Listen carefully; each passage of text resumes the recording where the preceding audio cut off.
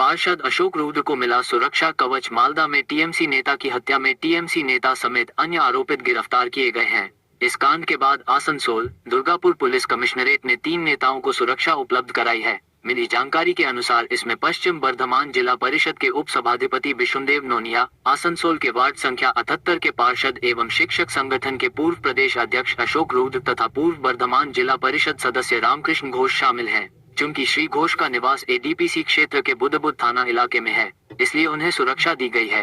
Team में से विशुनदेव नोनिया और रामकृष्ण को पहली बार सुरक्षा दी गई है। वहीं अशोक रुद्र की सुरक्षा थी, लेकिन अवैध बालू कारोबार को लेकर लगातार मुखर होने के बाद अज्ञात कारणों से उनकी सुरक्षा वापस ले ली गई थी।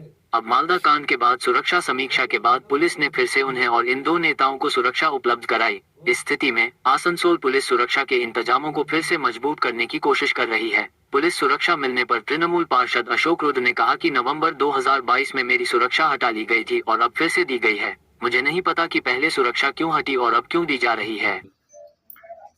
দেখুন, আমার তো বিষয় নিয়ে কিছু বলার নেই। মামলা এই যেটা মালদায় ঘটেছে অত্যন্ত দুর্ভাগ্যজনক ঘটনা।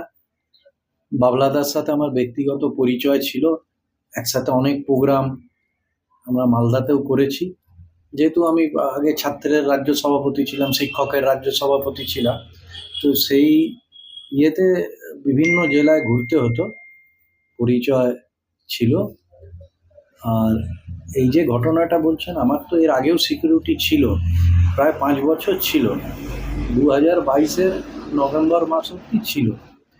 তারপর আবার হঠাৎ করে গত পরশু দেখলাম যে আমাকে আবার সিকিউরিটি প্রোভাইড করা হয়েছে।